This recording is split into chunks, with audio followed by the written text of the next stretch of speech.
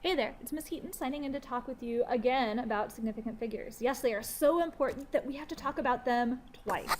Today we're going to focus on the part of the objective 5 that we ignored last time. It was crossed out in what I had written at the beginning. What you can see here is that we need to determine the number of significant digits and a measurement round the correct number of significant figures after calculations, and this is where it gets really interesting. This is also mentioned in your book, so feel free to check that out, but you are definitely going to need a calculator today. I've got mine. You want to see it? Here, I'll show you. Oh, it's so cute. I have a virtual TI-83. Works just the same as your calculator, so get yours out so you are ready to go. Okay, first up, adding and subtracting with sig figs. So let me give you a little story here. I'm sitting at York right now, and I'm getting a little antsy. You know, it's still summery outside, and I really want to go to the beach. If I wanted to go to North Avenue Beach, how far away is it from where I'm at right now? Well, I don't know. It's probably something about 15 miles or so. Is that a reasonable estimate? I don't know. Yeah, about 15. Now, if I got to North Avenue Beach and it was jam-packed and I was like, man, I had a great summer vacation in Naples, Florida. I just want to go back. This beach is making me want to go back to Florida. How far would it be? I don't know. I went on a plane, so I don't really remember, but what's a reasonable estimate? Maybe about 1,000 miles? Somewhere around there. Maybe somewhere between 500 and 2,000. I'm not really sure. Okay, now what if I wanted to calculate the total distance that entire trip would take me just to get there, one way from York to North Avenue Beach to Naples, Florida, if I hopped in my car? Well, if it was 15 miles from York to the beach and then 1,000 from North Avenue Beach to Naples, Florida, my estimate says that it would be about 1,015 miles. Now, if I hopped in my car, drove all the way from here to North Avenue Beach to Florida, assuming I didn't take any stops, which would be incredible because I can't go that long without going to the bathroom or eating, would my odometer be 1,015 miles past where it was when I left? Well, probably not, because these are estimates. I'm pretty sure of the 15, but I am not at all sure of that 1,000 mile estimate. The 15 has 2 sig figs, right? So it's a more exact number, and the estimate here, the 1,000, only has 1 sig fig. But sig figs actually don't matter a whole lot when I'm trying to estimate distances or things that are being added or subtracted. What you actually have to look at is which number are you least certain of. I mean, I can't say that this is going to be 1,015 miles. I could say it would probably be about 1,000 miles. This 1,015, we can't be that certain, but it's somewhere on the order of 1,000 miles. So let me translate this into a chemistry rule. Here's the point. When you are adding or subtracting, you're going to be limited by the least certain value. Our least certain value here was the 1,000. That limits our answer. So here's the rule. First of all, when you're adding or subtracting, do the math, just like you do in math class. Then find the least certain number. That's the number that has the fewest numbers after the decimal or has the sig fig, its last sig fig, in the furthest over place value. So if a number doesn't have a decimal, look at the place value. For example, here, 1,000 is rounded to the thousandths place, whereas this is rounded to the ones place. So our answer had to be rounded to the thousandths place because that's less exact. The last part here says round your answer to have the same certainty, the same numbers after the decimal point, or the same place value as the least certain one. I know that's a little confusing. Let's practice that a little bit. I am helping you out here. You don't even have to get your calculator out yet. I've got 2 practice problems. Let's start with A here. When I type these 3 numbers into my calculator, it tells me that the answer is 80.715. Now, looking at this, 13.64, so something maybe weighed 13.64 grams, and then something else weighed 0.075 grams, the other weighed about 67 grams. How sure are we of all those numbers? Well, we are at least certain of the 67 because it's only rounded to the ones place, whereas this one goes out to the, tens, hundreds, thousandths place, and this one goes to the hundredths place. So our answer has to be rounded to the one to match the one that is the least certain, which in this case is the 67 because it's only to the ones place. So we have to round our 80.715 to the ones place. Just as we were rounding yesterday, or in our last screencast, you want to round so that that 7 gets chopped off because it's in the tenths place. And because it's above 5, that means the 0 gets rounded up to a 1.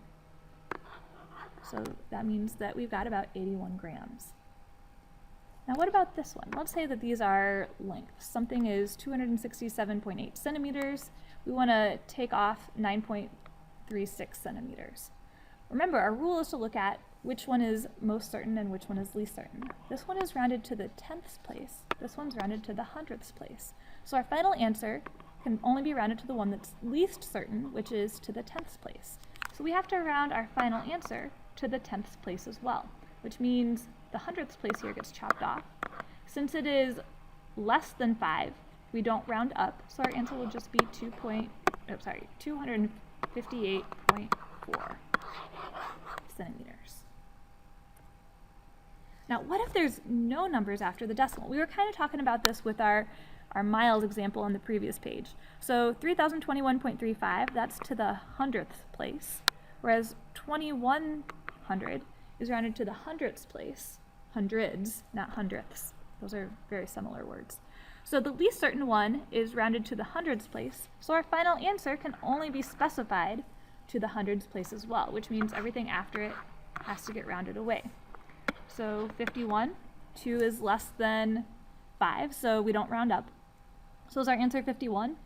No, remember, the number that you round to has to be similar to the number you started with. And 5,121.35 is not close to 51. We need to add zeros in to hold the place value to show that we're rounding to the hundreds place. So 5,100 would be our answer here. Okay, so that's adding and subtracting. Let's try some multiplication and division. The rules here are different. For this is actually a lot easier. For multiplying and dividing, you look at sig figs. So first of all, you do the math. Then you identify the number that has the fewest sig figs. Which one has the least? Is it 1 sig fig, 2, 3 sig figs? And then round your answer to the same number of sig figs as the one that has the fewest. The reasons for this get really complicated. If you want to know, ask me in class. I'll try to explain it as best I can. But for now, just remember that the rules are different. So again, I've done some calculations for you, D and E. And here's what the calculator spits out. Remember, we cannot trust our calculator. It gives us extra numbers because it doesn't know how we measure those numbers.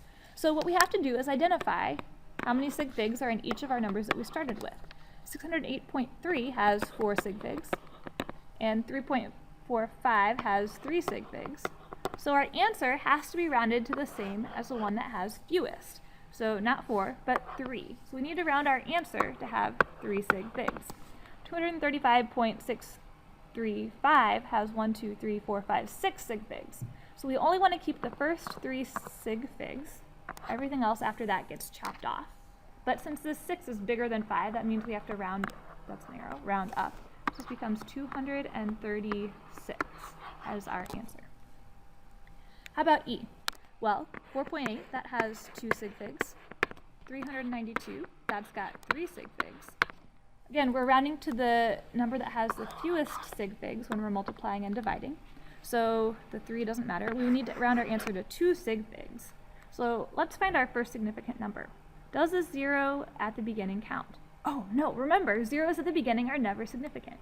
So the 1 has to stay because it's significant, and the 2 has to stay because it's the next sig fig.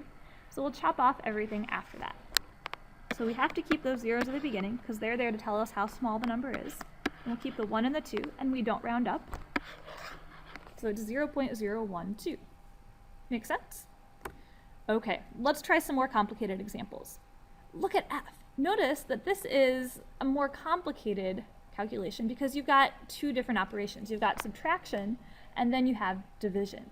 So we have to follow the sig fig rules as we would in order of operations. So first of all, we do the things in parentheses.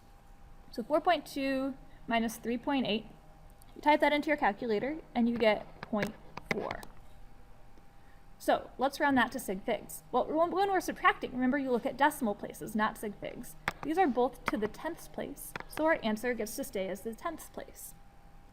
And yes, you're going to have to stop and write down your answer on each step when you have these multi-step calculations. Now we'll divide by 4.2. 0.4 divided by 4.2. My calculator told me that that was 0.095238. So now we're dividing. Remember, for division and multiplication, you look at which has the least number of sig figs. So let's look at sig figs in the numbers that we calculated with. We had 1 sig fig in 0.4, and we had 2 sig figs in 4.2. So that means our final answer can only have 1 sig fig in it. So let's round this to 1 sig fig. Remember, zeros at the beginning never count. So the first sig fig here is a 9. So that means everything after it gets chopped off. So we have 0.095. Wait a second, that 5 means the 9 has to get rounded up, which means that becomes 1,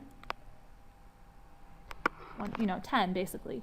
But we can only have 1 sig fig, and if we keep that 0 at the end, that would count as significant. So we would just write our answer as 0.1, which is pretty close to 0.095, right? Those numbers seem very similar.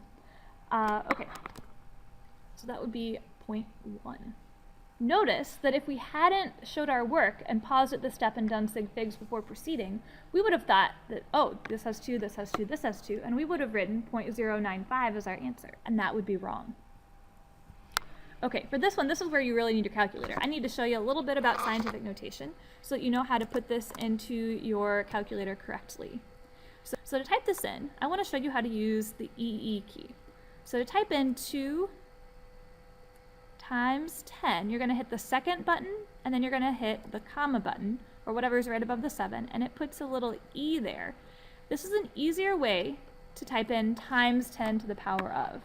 So this times 10 to the power of can be replaced with this E, and that just makes it a lot easier to remember to put parentheses in the right place and to get you the right answer. So then we're going to add that to 3.5. Make sure you're trying this along with me. Hit second, and then EE, -2. So you don't have to put the times, the 10, or the caret. So the calculator spits out 0.037.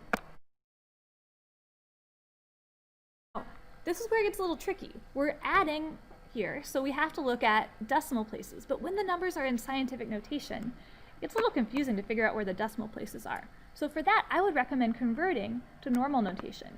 So this is times 10 to the -3rd, so that means we move the decimal place over 3. So this is 0.002.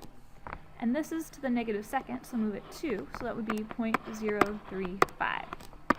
So when you add those together, you get 0.037. Okay, decimal places. This is to the thousandths place. Well, and this one is too. So that means our answer can be rounded to the thousandth place, which it is already. So our answer is just 0.037. Huh, that wasn't too bad. Okay, folks, I wanted to give you some extra practice here. So you've got 6 problems. Bust out your calculator, calculate those up. Remember to use significant figures. I didn't give you any that were too tricky. These are all either just multiplication and division in one problem, or just addition and subtraction in one problem. So give it a shot, bring your answers to class, and we'll see how you did. Ms. Heaton, signing out.